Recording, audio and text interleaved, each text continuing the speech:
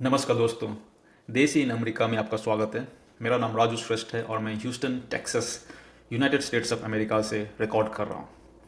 अक्सर मेरे दोस्त हिंदुस्तान में पूछते हैं कि ऐसा क्या है डिफरेंट यूएसए में जो हिंदुस्तान में नहीं होता।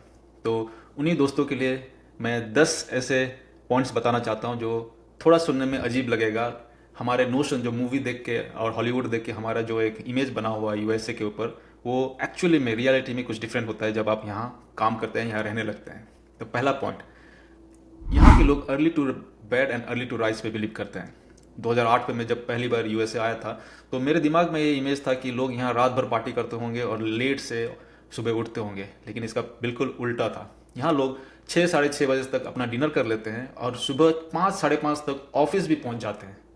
एंड ये हर कंपनी में ऐसे लोग मिलते हैं जो जल्दी ऑफिस पहुंच जाते हैं और ये पूरे 8 घंटे के काम करके जल्दी ऑफिस से निकल भी जाते हैं। तो ये एक डिफरेंस था। They believe in early to bed and early to rise. मैंने ये पॉइंट लिख के रखा हुआ है और मैं वहाँ रेफर भी कर रहा हूँ। नंबर 2 पे है, यहाँ लोग गो टुगेदर पे इंडिविजुअली पे बिलीव करते हैं। तो मैं जब पहली बार यूएस आया था तो मेरे एक मैनेजर ने मुझे डिनर पे बुलाया था। तो हम लोग 5:30 बजे ऑफिस से सीधा डिनर करने के लिए निकल गए। डिनर खत्म होने के बाद मेरे मैनेजर ने हाथ भर धोआ, थैंक यू बोला और अपना बिल पे करके निकल गया। वो एक कल्चरल शॉक था मेरे लिए, क्योंकि इंडिया में मोस्टली जब मैनेजर आपको बाहर डिनर या लंच के लिए ले जाता है तो मैनेजर ही पे करता है, लेकिन यहाँ बिल्कुल अलग था। तो यहाँ आप सोशलाइज करने के लिए एक साथ जाते हैं लेकिन अपना अपना बिल खुद भरते हैं। So that was second cultural shock for me. Third है, यहाँ के लोग बहुत ही मॉडर्न है, they are like well educated, लेकिन they are still god fearing. मुझे लगता नहीं था कि यहाँ कोई पूजा पाठ करता होगा, लेकिन यहाँ मेरे बहुत सारे कलीग हैं जो एवरी संडे रेन और साइन चर्च जाते हैं। तो यहाँ के लोग, जैसे हम मंदिर मस्जिद जाते हैं, वैसे ही यहाँ के लोग हर संडे को चर्च जरूर जाते हैं। हालांकि सारे नहीं जाते होंगे, लेकिन मैं जानता हूँ मेरे ऑफिस में जितने भी कलीग हैं वहाँ से most of the my American friends they go to church every Sunday. So they are God fearing. Fourth है, यहाँ के लोग टाइम की बहुत वैल्यू देते हैं। They have value for time. तो आपको किसी ने अगर बर्थडे पार्टी पे बुलाया है, उन्होंने बोला है कि आपकी बर्थडे पार्टी 2 बजे से 4 बजे तक है, तो उनके बर्थडे पार्टी 2 बजे स्टार्ट होगा और 4 बजे ख़त्म हो जाएगा। तो यहाँ अगर आप इंडियन स्टैंडर्ड टाइम, जो कि हम लोग मजाक से बोलते हैं, जो कि हमेशा 1 घंटा लेट होता है, उस टाइम से आएंगे तो आपकी आधा पार्टी खत्म हो गई होगी। तो they respect your time and they expect you to respect the time. तो यहाँ वो एक डिफरेंस है।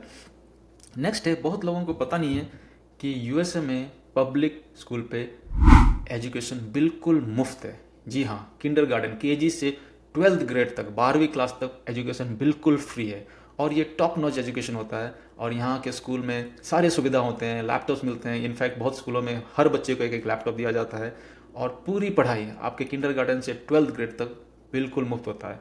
So that was something amazing which we find in this country. और शायद बाकी बड़े कंट्रीज़ में भी होते होंगे, बट हिंदुस्तान में ये थोड़ा मुश्किल है। और हिंदुस्तान में कुछ गवर्नमेंट स्कूल होंगे लेकिन they are not up to the par, तो लोग अपना हमेशा प्राइवेट पे डालते हैं। यहाँ पर प्राइवेट स्कूल पे बहुत रेयरली लोग जाते हैं, बहुत कम परसेंटेज ऑफ लोग जाते हैं, जबकि पब्लिक स्कूल पे मैक्सिमम लोग जाते हैं और यहाँ बहुत अच्छी पढ़ाई होती है। हालांकि 12वीं क्लास के बाद जब आप कॉलेज या ग्रेजुएट करने जाते हैं तो फीस बहुत महंगा है, लेकिन 12th तक बिल्कुल मुफ्त है। नेक्स्ट पॉइंट है, यहाँ के एम्प्लॉयज़ बहुत ही लॉयल होते हैं। जैसे हमारे पिताजी के समय में या उनके आगे के समय में होता था कि लोग एक ही कंपनी पे 32 साल से काम कर रहे हैं। अगर आप आर्मी में ज्वाइन किया तो आप पूरी लाइफ आर्मी में काम करने के बाद रिटायरमेंट लेते थे, जबकि आजकल वो चेंज हो गया। आजकल हमारे भी फ्रेंड्स 20 साल आर्मी या एयरफोर्स में काम करके वॉलंटरी रिटायरमेंट लेते हैं। आजकल हमारे पिताजी के एज तक लोग एक ही फैक्ट्री में या एक ही प्राइवेट कंपनी में या एक ही गवर्नमेंट कंपनी में 32 साल रिटायरमेंट तक काम किया होगा। लेकिन आज के जनरेशन और हमारे बच्चे हर 2-3 साल में कंपनी स्विच करते हैं। जैसे शॉपिंग मॉल स्विच करते हैं वैसे स्विच करते हैं। लेकिन यूएस में आज भी बहुत ही लॉयल एम्प्लॉयज़ हैं जो 40-40, 45-45 साल से काम करते हैं। इनफैक्ट मेरे ऑफिस में ही मेरा एक कलीग है जिसने फ्लोर पे स्टार्ट किया, मतलब इतने लोअर, जब वो 12वीं क्लास पे था तो फ्लोर पे स्टार्ट किया था और आज वो डायरेक्टर ऑफ एक बड़ा आईटी कंपनी है। तो यहाँ से देख सकते हैं कि लोग कितने लॉयल होते हैं।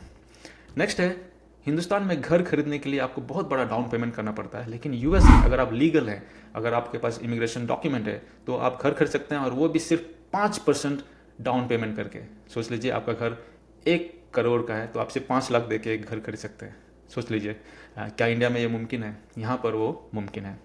और एक चीज़ मैंने यहाँ नोटिस किया कि बिना क्रेडिट कार्ड के यहाँ बहुत बहुत सारा काम नहीं होता। मैं अपने एक्सपीरियंस से बता रहा हूँ कि मैं एक बार मैंने गाड़ी बुक करके रेंट पे गाड़ी लेने के लिए जब वहाँ पहुँचा तो उन्होंने मुझे एक क्रेडिट कार्ड मांगा, और तब मैं नया नया आया था, मेरे पास क्रेडिट कार्ड नहीं था। तो मैंने बोला मेरे पास डेबिट कार्ड है, तो आप ये रख लीजिए या इसका इन्फॉर्म। बोला नहीं, हम आपको गाड़ी नहीं दे सकते क्योंकि आपके पास क्रेडिट कार्ड नहीं है। और that was a shock for me.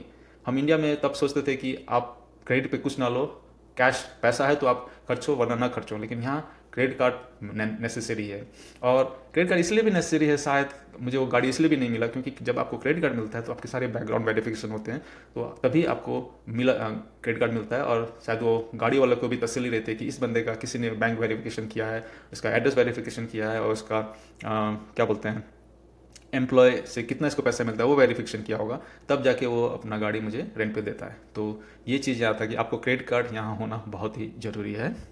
Next है, ये इंडियन कम्युनिटीज़ के लिए, बेसिकली इंडियंस या इंडियन सब कॉन्टिनेंट में जो जो आते हैं उनके लिए, हम यहाँ अपना बर्थडे किसी भी, अगर वो बर्थडे वीक के बीच में पड़ गया तो हम उस दिन कभी सेलिब्रेट नहीं करते। हम हमेशा उससे पहले वाले सैटरडे संडे या उसके आने वाले सैटरडे संडे पे सेलिब्रेट करते हैं। इवन बच्चों का बर्थडे अगर मंगलवार को पड़ गया तो हम इधर उससे पहले वाले शनिवार रविवार को अपना एक गैदरिंग करते हैं या दोस्तों को बुला के सेलिब्रेट करते हैं, या उसके फॉलोइंग सैटरडे संडे है। तो ये तो बर्थडे हो। इवन पूजा, अगर गणेश पूजा, सरस्वती पूजा, कुछ भी पूजा अगर वीकडेज में हो गया तो मंदिरों में भी वो सेलिब्रेशन हमेशा उसके अगले शनिवार को होता है। इनफैक्ट रिपब्लिक डे और इंडिपेंडेंस डे ऑफ इंडिया भी हम 15 अगस्त और 26 जनवरी को नहीं सेलिब्रेट करते हैं, हम उसके पहले या उसके बाद वाले वीकेंड को सेलिब्रेट करते हैं। जबकि अमेरिकन्स अपना बर्थडे वो उसी दिन सेलिब्रेट करते हैं जिस दिन उनका एक्चुअल बर्थडे है।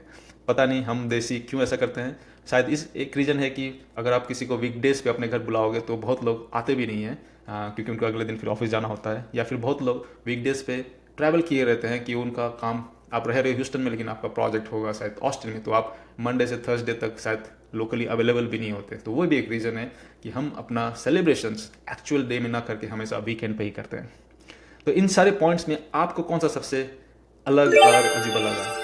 जब मैं पहली बार यूएस आया था तो मेरे पास हॉलीवुड के वो मूवीज़ के जो इमेजेस होते हैं उसके कारण मेरे बहुत सारे मिसकंसेप्शन थे, और मेरा सबसे बड़ा मिसकंसेप्शन था early to bed and early to rise. मैं ये देख के चौंक गया था कि यहाँ लोग इतने जल्दी सोते हैं और इतने जल्दी उठ के ऑफिस पहुँचते हैं। आपका कौन सा है? प्लीज़ कमेंट करके ज़रूर बताएं। Thank you for watching, see you in the next video.